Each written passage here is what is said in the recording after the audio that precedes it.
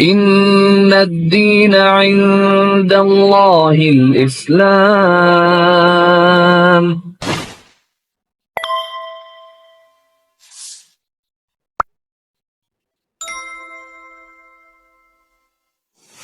Sangat, saya aktif, bahkan saya salah satu pendiri ya, bukan pendiri, jadi saya itu kursus evangelisasi pribadi angkatan kedua. Kursus Evangelisasi pribadi itu seperti apa ya, sekolah Injil. Awalnya saya stres, bahkan sampai bilang, oh Tuhan menegur, Tuhan menginginkan saya kembali. Ini salah Katrin, bahwa kamu tuh salah, kamu sudah menyeberang, kembalilah. maksudnya kembali ke Katolik. Awalnya saya berpikir bahwa ini teguran Tuhan, kamu tuh udah jalan salah, makanya dibikin seperti ini supaya kamu sadar.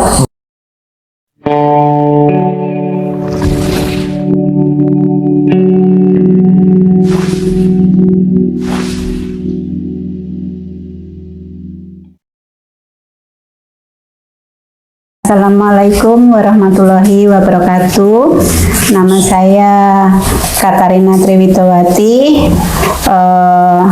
tapi masih dipanggil Mbak Katrin. Tapi saya lebih banyak sekarang kalau memperkenalkan diri Mbak Tri aja. Masih Ya. panggil Mbak gitu. Tapi masih muda. Alhamdulillah Pak Ustadz. Untuk saat ini saya tinggal di Pringgolayan, Banguntapan, Bantul. Bantul. Iya. Ya. Katanya punya travel tuh, apa tuh travel namanya? Bisa diperkenalkan? Deings Tour. Jadi masih apa ya?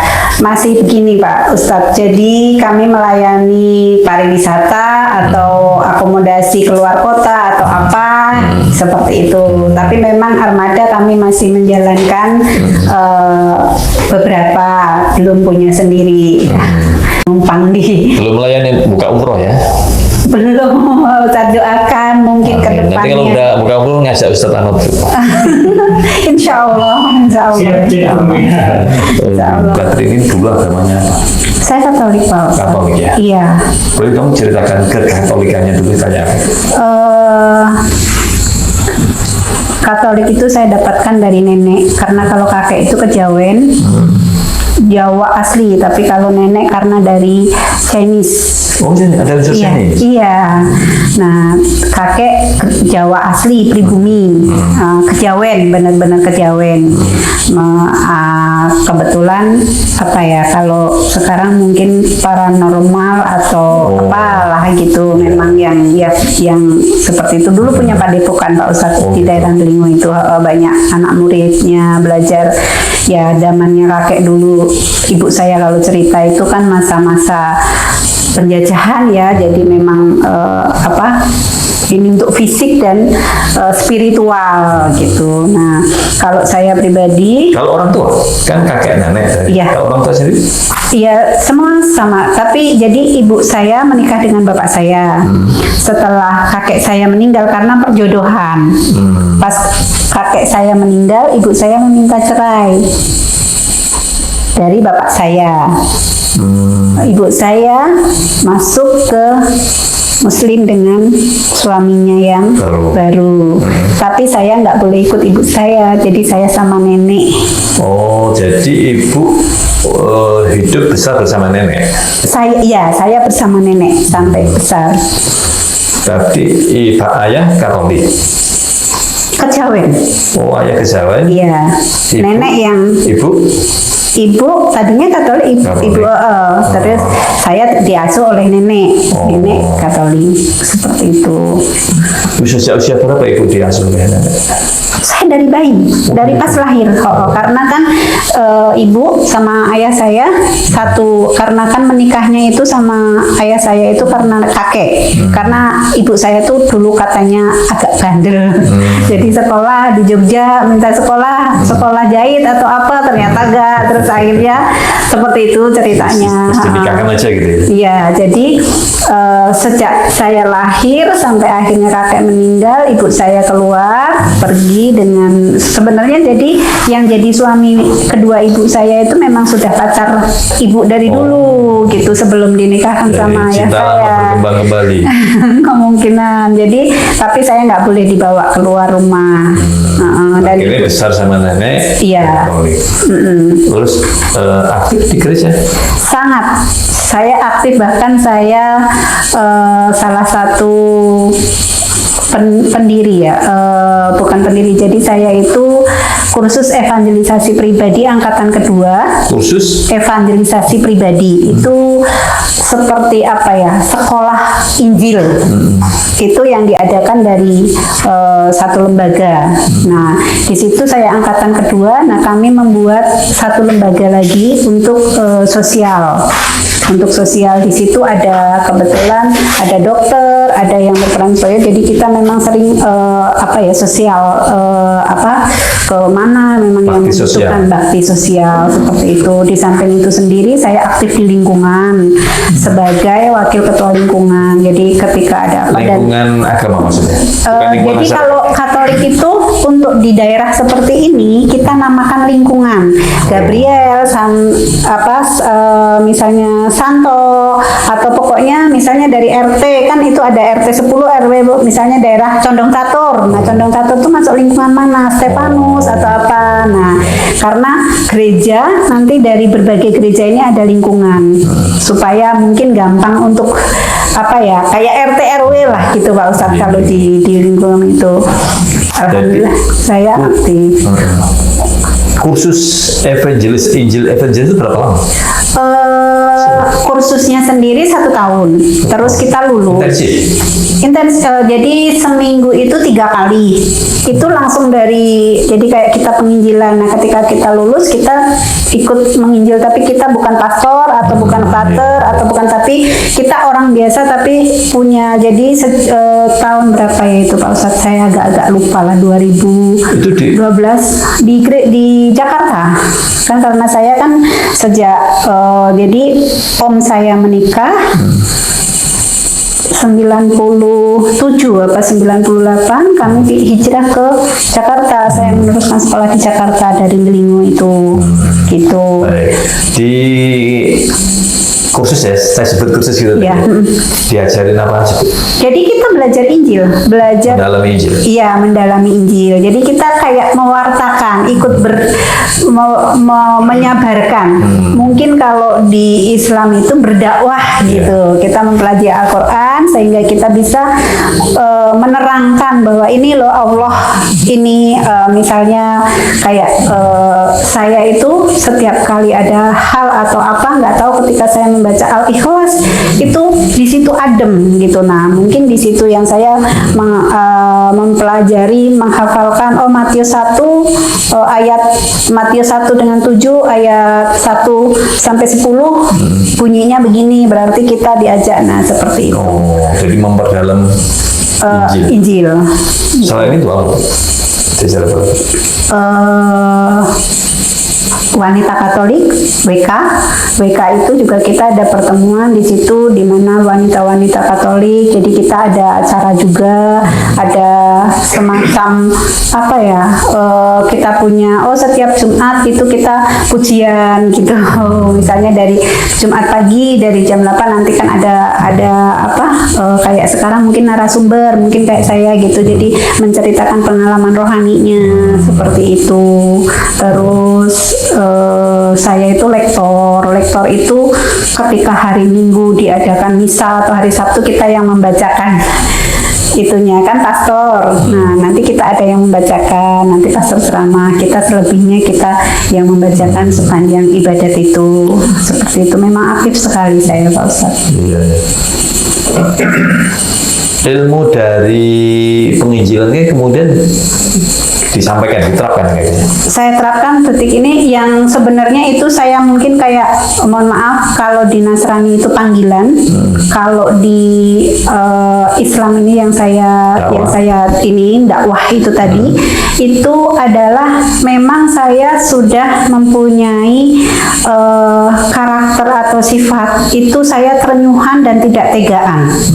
Nah, di situ yang akhirnya di penginjilan itu saya lebih banyak terjun ke bidang bakti sosial. Kami membentuk satu komunitas di mana kami itu mengumpulkan dana atau kita terus nanti kita sudah kumpul, kita ke daerah pelosok yang memang membutuhkan dari makanan bayi, terus mengajarkan mengasuh bayi, pembersihan, mandi atau segala macam. Kita bahkan pernah sampai di pedalaman Toraja misalnya di mana. Nah, itu yang di sini yang sekarang saya terapkan adalah kalau yang sekarang nih ya Pak Ustadz, di rumah itu sampai ada beberapa anak yang sudah saya anggap anak, bahkan saya urusin gitu. Ada yang kuliah, ada yang masuk SMA, itu tetangga di sebelah saya, rumah dekat saya, dia pekerjaannya sampah seperti itu. Terus ya senang aja membantu mereka gitu, dalam arti membantu itu memberi perlindungan lah, memberi perlindungan. Peduli ya. Iya. Aktivitas gereja tadi Bu sangat aktif ya. Iya. Bukan hanya di misa tapi juga di organisasinya ya. Iya. Lalu menikah dengan seorang Katolik juga. Betul. Aktivis juga. Ya aktif tapi hanya sebatas di gereja aja, lingkungan gitu, nggak sosialnya nggak gitu. Otomatis kemudian anak-anak juga Katolik tentu ya. Iya. Berapa Bu putranya? 3. Oh 3. Ya. Baik. Di tengah perjalanan kemudian perahu itu kan kandas gitu ya. Betul. Tapi saya nggak masuk perusahaan. Anak-anak sekarang semua sama saya, tapi yang satu yang tengah yang perempuan masih Katolik. Tapi dalam keadaan sudah berapa tahun ini dalam keadaan bingung gitu. Sudah beberapa kali sempat juga kemarin itu tahun 2022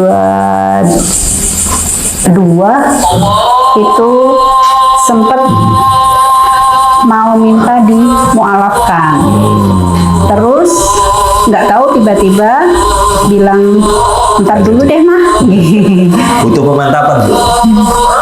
Bismillah. Sering diajak aja ke sini Bu. Terus puasa ini kemarin alhamdulillahnya ketika ke kantor, ketika ada acara, alhamdulillah mulai memakai tertutup. Maksudnya dalam arti sudah pakaian dengan tertutup dengan gamis, gitu. iya. Tapi masih yang non muslim tadi? Iya, yang non muslim. Ada tanda-tanda. Insya Allah masih dalam doa dan PR saya itu Pak Ustadz, PR untuk meminta hidayah Allah. Amin. Ya, mudah-mudahan segera dikabulkan. Amin. Selalu bergabung ke yayasan apa itu? Cinta Tauhid. Yayasan Cinta Tauhid.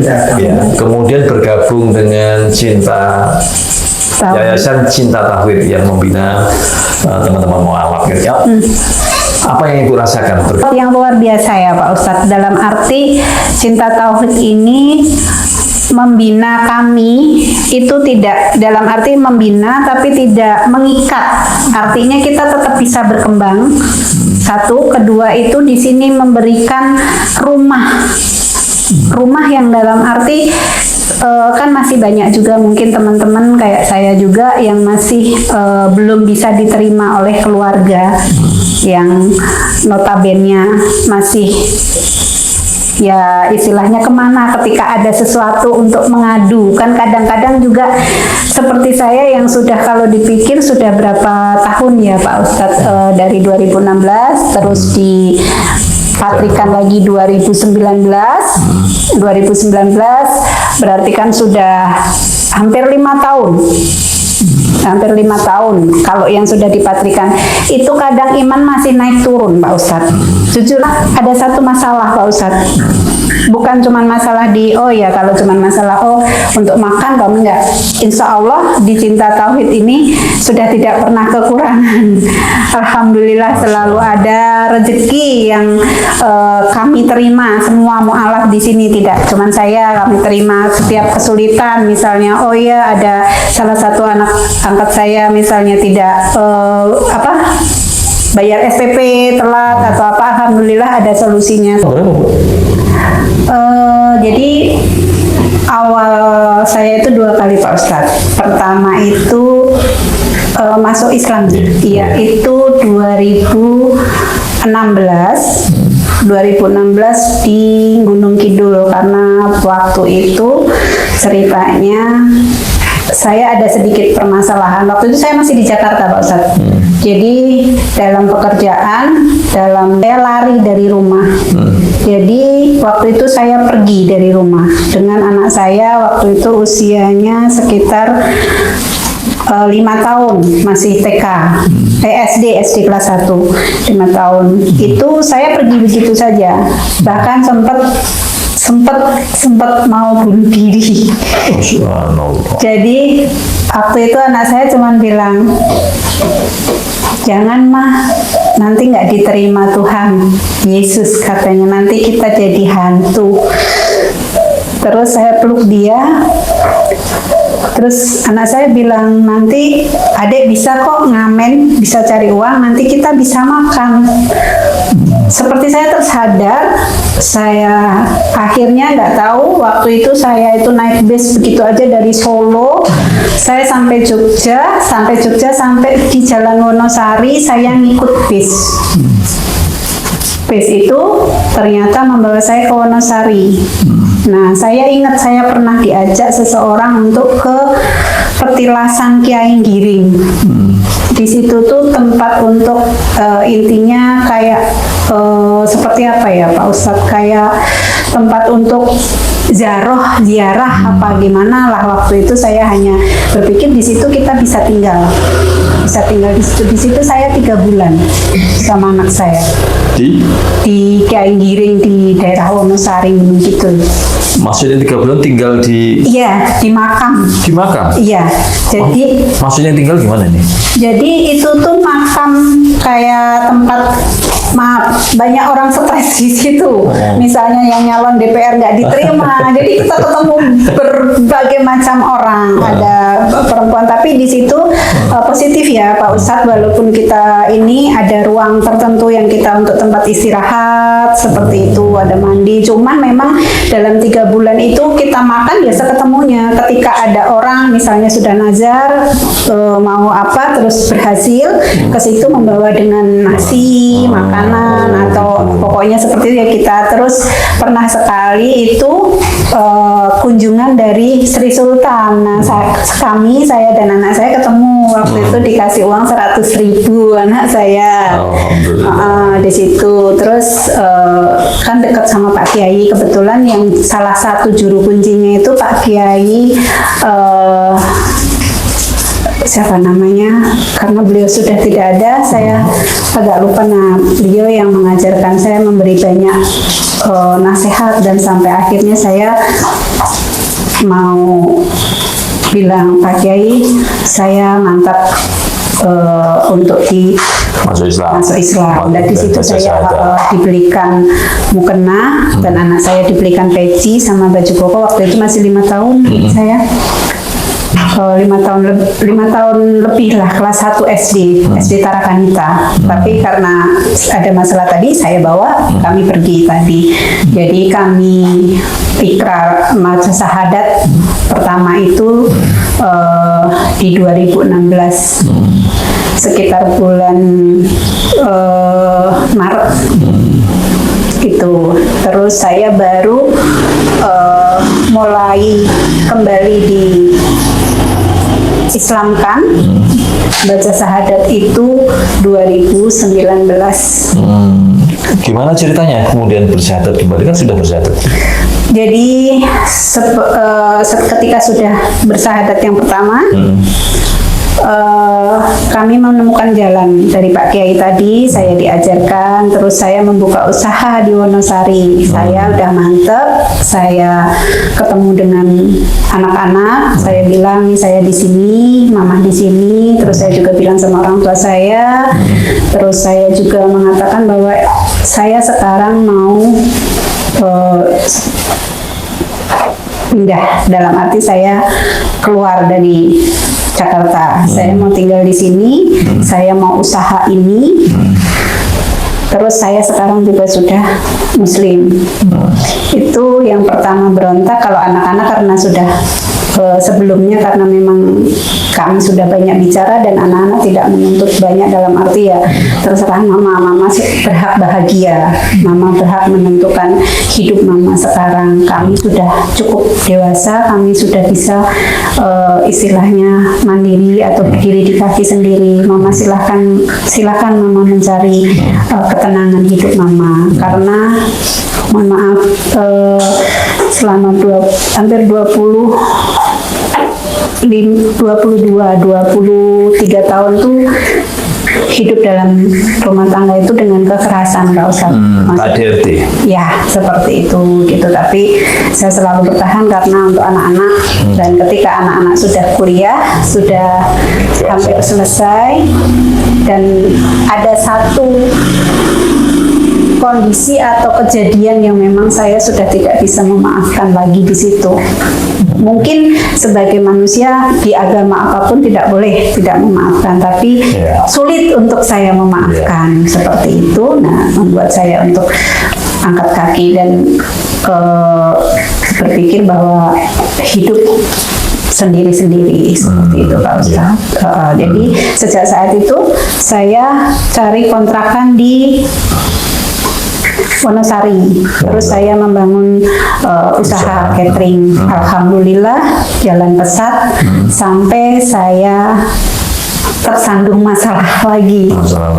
Tersandung masalah lagi yang dimana ini mungkin teguran dalam arti teguran, atau kalau saya sih sekarang bilangnya bukan teguran, Pak Ustadz, tapi cara Allah untuk, karena saat saya diikrarkan tadi sampai saya menjadi itu, saya itu masih menjalaninya masih gini, masih bolong-bolong, masih ya santai, dan saya masih mengikuti dalam konteks itu Islam KTP.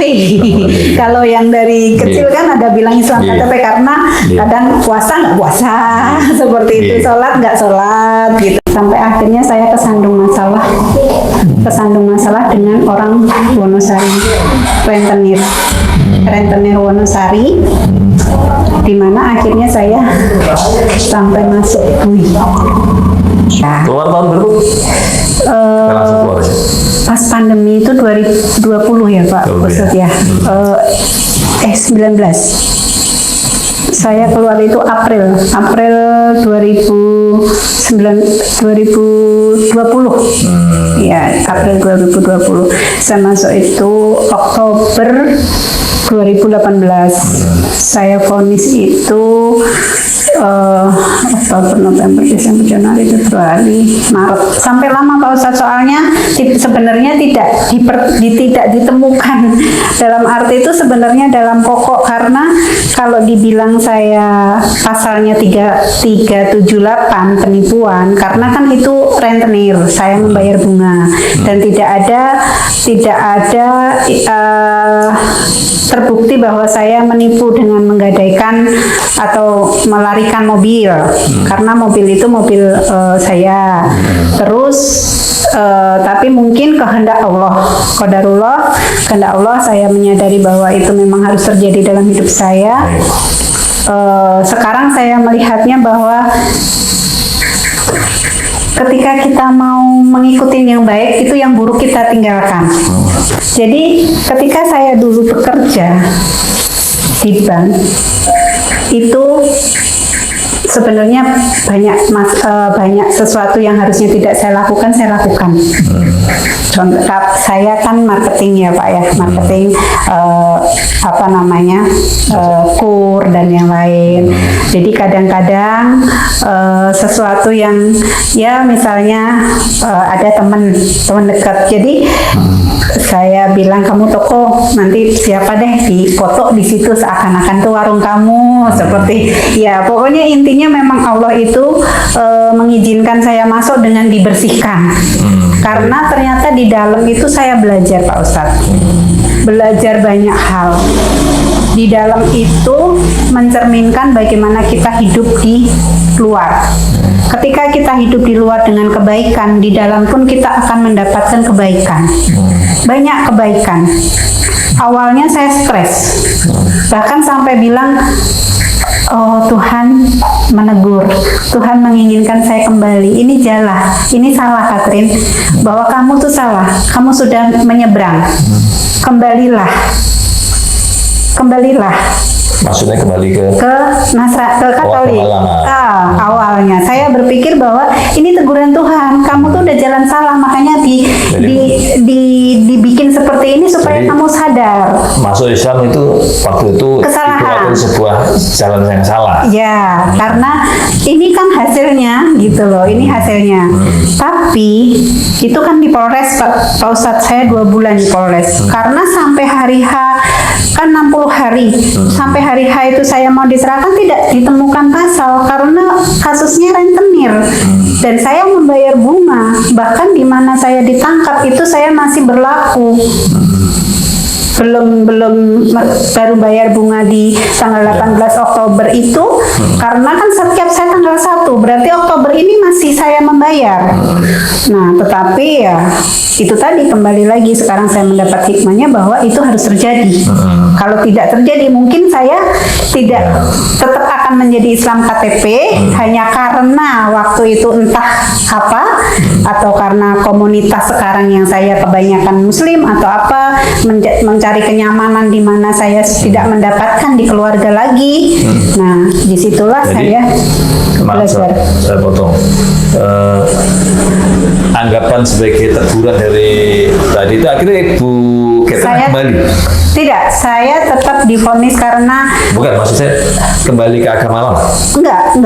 Cuman pas saya masih di Polres itu sempat berkecamuk dengan artinya ini kesalahan, ini Tuhan menghukum.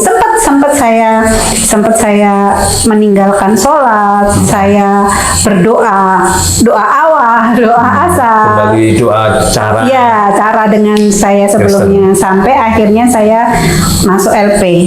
Disitulah saya semakin dipatrikan. Seperti yang saya matur sama Pak Ustadz bahwa ternyata di dalam tembok penjara itu ada yang melihat itu mengerikan, memuakkan, menjijikkan atau membuat terbuang. Tetapi bagi saya ternyata di situ saya melihat dunia yang luas ini. Di dalam tembok penjara yang kecil itu kita bisa melihat dunia luar. Pada intinya kita bisa bercermin pada diri kita sendiri. Ketika kita di luar baik, di dalam pun akan menjadi kebaikan. Artinya Pak Ustadz ternyata saya di tengah-tengah saya dibuang oleh keluarga, saya mendapatkan banyak sekali perhatian dari, karena di situ itu diadakan bimbingan yang mu'alaf apa segala macam. Jadi di situ mau terus, nah saya dimu'alafkan lagi. Oh, disahadatkan sendiri di penjara. Dicarikan yaitu Mu'alaf Center Yogyakarta. Waktu itu. Nah, dari Mu'alaf itu ada pendampingan saya. Di situ dilanjutkan pembinaannya di dalam. Nah, sejak saat itu saya mantap lahir batin, tidak pernah sedikit pun menyesal ketika sesuatu terjadi dalam hidup saya. Itu saya tidak menyalahkan bahwa oh ini salah karena saya sudah menyeberang, oh ini karena tidak lagi. Tapi saya sekarang yakin bahwa ini kehendak Allah. Bahkan apapun yang terjadi dalam hidup kita itu pasti Allah sudah menggariskan, dan saya percaya. Jadi saya tidak lagi mengeluh. Ya walaupun kalau mengeluh dalam arti yang gini, kalau dulu kan selalu mengeluhnya saya nggak nurut sama orang tua, atau saya sudah menyeberang, atau ya hal seperti itu. Sekarang alhamdulillah sudah tidak lagi Pak Ustadz. Ya. Benar-benar yakin, Mantep tuh ya. mantep, dan saya bahagia dalam arti derita yang saya alami ini mungkin untuk kedepannya bermanfaat untuk orang lain. Makanya saya dibikin sesakit seperti ini, Saya berpikir bahwa beliau-beliau yang sudah menyiarkan agama Islam itu banyak hujatan, banyak cacian, banyak musuhnya, bahkan baik dibilang buruk, banyak fitnah, banyak ya segala macam. Jadi saya berpikir bahwa itu sebenarnya hanya satu, untuk kita semakin baik dan semakin yakin akan tujuan kita. Nah sekarang tujuan saya cuma satu, adalah mencari amal untuk saya kembali kepada Allah. Amin, amin. Baik, Bu Catherine, Masya Allah, ujiannya begitu berat, ya. Mungkinnya itu apa? Ujiannya begitu berat, tapi Ibu bisa melalui. Mudah-mudahan itu apa? Pembelajaran yang sangat baik, bisa menjadikan Ibu menjadi lebih baik dan kuat. Amin. Alhamdulillahirabbil alamin. Mudah-mudahan ini menjadi inspirasi Bu bagi saya terutama, dan mudah-mudahan juga bagi yang lain, atau membawa kebaikan pada kita semua. Insyaallah. Tadi satu yang belum tahu. Setelah Ibu masuk Islam, reaksi keluarga gimana Bu? Ada yang reaksi keluarga sempat membuang. Sempat berapa tahun, bahkan sampai ditambah lagi dengan saya masuk itu semakin menyerahkan dengan ini yang kamu, dan cuman anak-anak, support dari anak-anak aja. Kalau dari keluarga nggak ada support sama sekali. Maksudnya dalam arti, tapi alhamdulillah tahun dua tahun belakang ini, Lebaran ini sudah mau berkumpul, sudah seperti Ibu saya juga sudah kalau memang sudah niat dan yang penting dijalanin baik-baik. Ya alhamdulillah sudah terjalin, walaupun tidak seharmonis. Maksudnya belum seharmonis. Proses Bu ya. Dulu, ya. Dan mudah-mudahan makin ke depan makin baik. Amin. Juga bisa menunjukkan sebagai seorang anak yang berbakti, orang tua sebatas yang diperbolehkan oleh agama. Amin, insya Allah. Ibu yang soleh, dan menjadi seorang muslimah yang soleh juga. Amin, alhamdulillah. Terima kasih Bu Catherine atas berbaginya. Sama-sama Pak Ustadz. Mohon maaf kalau mengganggu dan kalau ada kata yang salah dari saya. Tidak sama sekali. Ya, Assalamualaikum warahmatullahi wabarakatuh. Waalaikumsalam warahmatullahi wabarakatuh.